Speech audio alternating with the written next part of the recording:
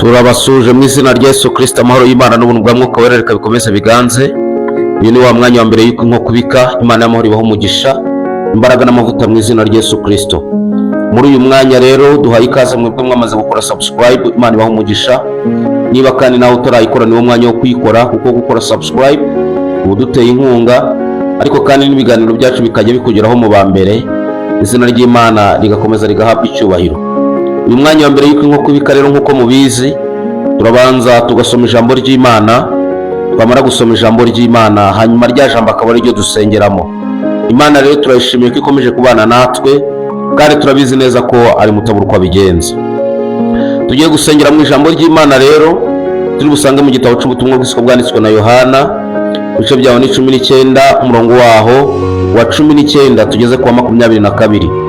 Ubutumwa bw'isiko bwanditswe na Yohana, ibice byaho ni 19, turasoma duhereye ku murongo wa 19 tugeze ku murongo waho wa 22.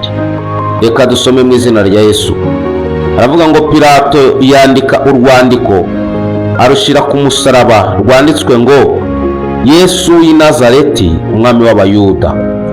Urwo rwandiko benshi mu Bayuda bararusoma, kuko ahantu babambye Yesu hari bugufi bw'umurwa, kandi rwari rwanditswe mu Ruheburayo no mu Ruroma no mu Rugiriki.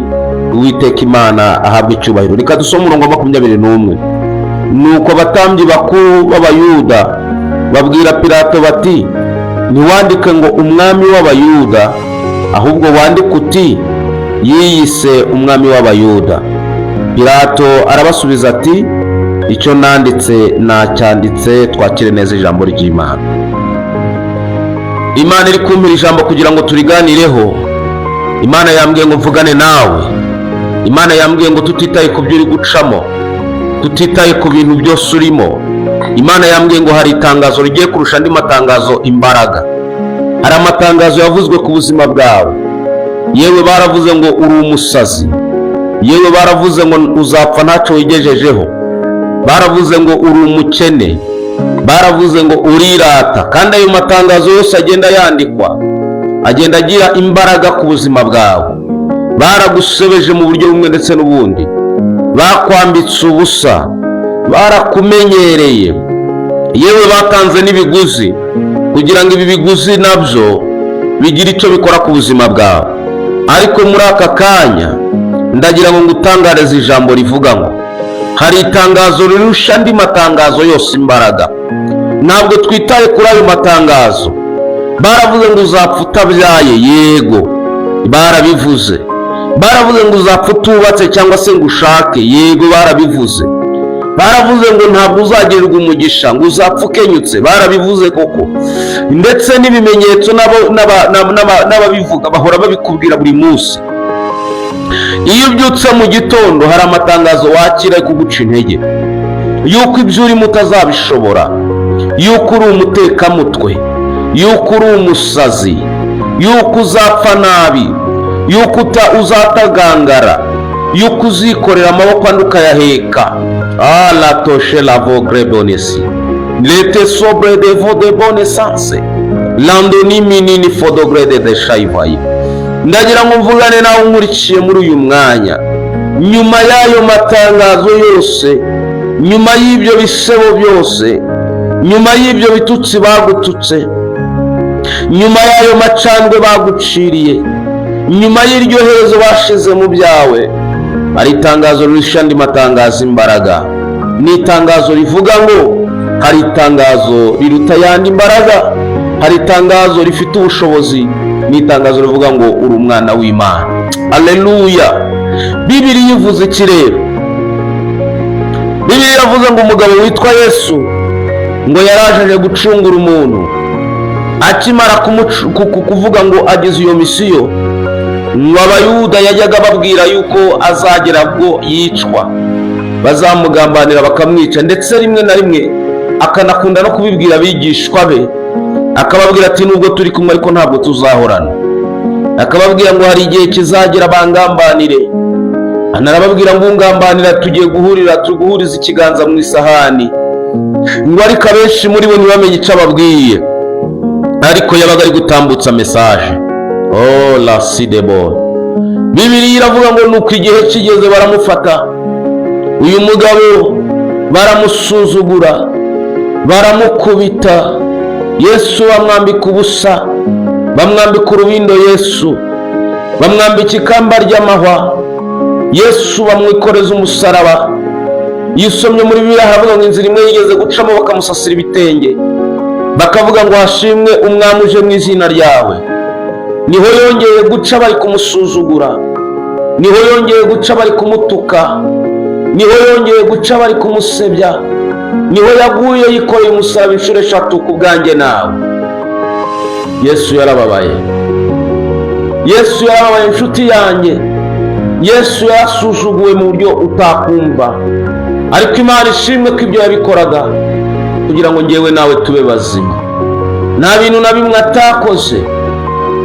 Letita yana ngo bamwambitse ubusa, ngo barangije bafata imyambaro ye, ngo bamaze kuyifata barayifindira, ngo baravuga ngo reka turebe umuntu uri witsindire. Ibi byose barimo bakora ni ukubera Yesu ari umwana w'Imana. Ngo imbaga zirahurura, abantu benshi barahurura, mu Bayuda barahurura, abo yacirije abarwayi barahurura, abo yagaburiye ngo bakarya bagahaga nabo barahahururira, abo yakuyeho igisebo barahurura, abo yaje kureba ngo bakureho urupfu barahurura, yewe nabi wabo wa Lazaro nabo bari bahari, ariko nta n'umwe wigeze umuvugira.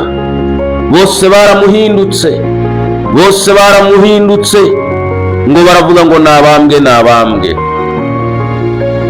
Hari igihe ugirira abantu neza, hari igihe witwararika ngo ube neza muri sosiyete, ariko ukabona ibyo wifuza ntabwo ari byo uri kubona. Hari igihe wizurira kuvuga nabi, nyamara ibigukomeretsa n'ibituma uvuga nabi ukabona biri kukwisukiranyaho. Nshuti yanjye, hari ubuzima bwubayemo ukabona ni ubuzima butoroshye, ariko muri aka kanya ndavugana nawe ntabwo ariho iryo herezo ryawe. Hari amatangazo bakwise umurozi, bakwise indaya, bakwise umwesikoro, bakwise umutamutwe. Ayo matangazo yose yaranditswe, ariko muri iki gitondo, muri uyu mwanya mbere yuko inkoko ibika, ndagutangarije itangazo rivuga ngo nyuma y'amatangazo yamanitswe ku buzima bwawe, hari irindi tangazo rigiye kumanikwa kuri wowe, rigiye kuyambura imbaraga. Witeguye kwakira iri tangazo muri wowe?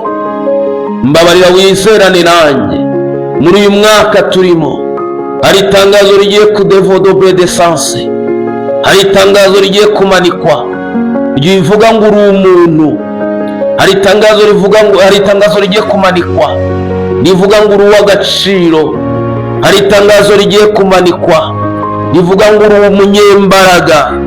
Reka kwita ku matangazo atagira agaciro, reka kwita ku matangazo adafite icyo avuze, reka kwita ku matangazo adafite aho ava n'aho agera. Nubwo bakwita umujura, ariko ntabwo uri umujura. Imana izanye andi matangazo ngo Yesu rero baramufata bamugirira nabi, baramufata baramukubita, baramufata bamusomesha sipongo, inzoga yaruraga yashariraga, baramufata bamwikoreza umusaraba. Yesu bamwandikaho amatangazo menshi y'igisuzuguriro, bamwandikaho amatangazo menshi yo kumwambika ikamba ry'amahwa, ikamba ry'amahwa, amahwa aramujomba. Muri ibi bintu byose bakoreye Yesu, nawe bitekereze. Ngo babona ntabwo bakoze ibyo ngibyo, bamwambura imyenda ye barayifindira. Yesu bamwambika ubusa ku musozi, abantu benshi bari aho bose bahuruye bari kureba, kugeza ubwo ibyo bitarangiriye aho ngo bafata icumu ryo mu rubavu bararimutera, ngo mu rubavu rwe havamo amaraso n'amazi. Ayo ni amatangazo ari kugenda amanikwa mu bantu. Hari amacumu menshi bagenda bakujomba, utujombwa amacumu yo kukwita ikintu nawe utazi, bagenda baguhindura ikintu hakukwita umuntu. Ubwo ni ubwoko bw'amacumu bagenda bakujomba. Ngo rwawe rwarakunaniye, ubona umugabo wawe ukabona ntabwo uzi ibyo arimo, ariko dobize dry. Uyu mwanya ntabwo nizeye ku macumu yose wagiye uterwa. Hari irindi tangazo rigiye kumanikwa. Nubwo abari bakumenyereye bari bamaze kukumenyera muri iyo sura, ariko hari irindi tangazo rigiye kurusha imbaraga icyo bavuze. Hari irindi tangazo rigusobanuye icyo uri cyo. Kandi reka nkwibutse yuko ibyo byose banditse kuri wowe, ayo matangazo batambukije kuri wowe, ntabwo akwambura icyo uri cyo muri Kristo Yesu. Bibiliya iravuga ngo nuko Yesu amaze gushyira mu mwuka, ngo Pilato aragenda arandika muri kiritire nziza. Haleluya. Pilato aragenda arandika, yandika mu mukono mwiza, yandika mu ibara buri muntu wese ari kurebaho. N'abari barwaye amaso bambara amarineti bikagaragara. Pilato yari umuhanga mu kwandika neza icyapa. Arandika aravuga ngo igihe twahereye tumusuzugura, igihe twahereye turi kumwambura icyo ari cyo. Pilato ngo yandika mu nyuguti nziza zigaragara, ngo zari ziri kugaragarira Abaroma, ngo zari ziri kugaragarira Abaheburayo, ngo zari ziri kugaragarira Abagiriki. Ngo Pilato yandika muri izo ndimi zose, ngo aravuga ngo uyu ni Yesu w'i Nazareti, umwami w'Abayuda. Uyu ni Yesu w'i Nazareti, umwami w'Abayuda. Imana ishimwe. Leta la fe de glory. Nubwo bamukubise ntabwo bamwambuye icyo ari cyo. Nubwo bamusuzuguye ntabwo bamwambuye icyo ari cyo. Uyu ni Yesu w'i Nazareti, ni adresse afite, umwami w'Abayuda. Haleluya. Ngo maze Pilato abishyiraho buri muntu wese ari kureba. Ngo Umuroma yahagera akabisoma mu Kiroma, ngo Umugiriki yahagera akabisoma mu Kigiriki, ngo Umuheburayo yahagera ngo agasoma ibyanditse mu Giheburayo.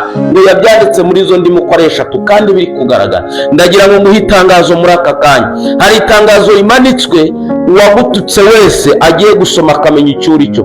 Hari itangazo rimanitswe, uwagusuzuguye wese agiye gusoma agasobanukirwa icyo uri cyo.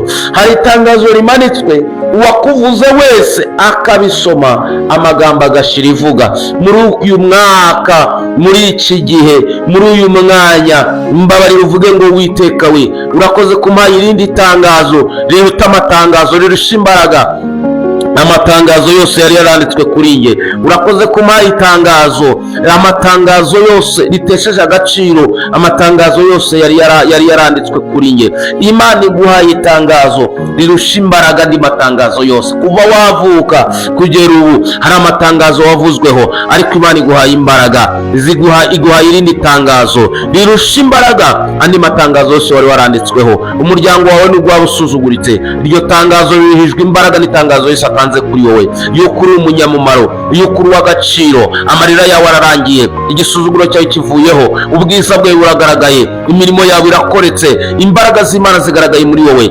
Acira ayo matangazo mashya Yesu aguhaye, ayashize aho buri muntu wese ayasoma, aho buri muntu wese ayareba. Reka dusengane Imana. Data, mu izina rya Yesu Kristo, urakoze ko nyuma y'amatangazo menshi, itangazo ryawe rije rirusha ayandi imbaraga. Urakoze ko udushize mu bwiza bwawe. Urakoze ko uyu muntu udukurikiye aka kanya atazongera kubabazwa n'amatangazo bamwise, ahubwo amaze kumenya icyo ari cyo muri Kristo Yesu. Komeza uganze kandi ukomeze gukora ibikomeye. Inyenyeri yawe ikomeze kumvikana, icyubahiro cyawe gikomeze kiganze muri byose. Urakoze ko ari wowe usiba amatangazo ukazana andi matangazo meza, maze abatubonaga kera bakavuga ngo mbese uyu ni wa wundi. Izina ryawe nirishimwe kandi rihabwe icyubahiro. Komeza uturengere kandi ukomeze kuturwanirira. Byose twizeye kubikoze nk'Imana, ni mu izina rya Yesu Kristo tubisenze. Urakoze. Amen. Imana y'amahoro ibaha umugisha, imbaraga n'amavuta mu izina rya Yesu. Shalom, shalom.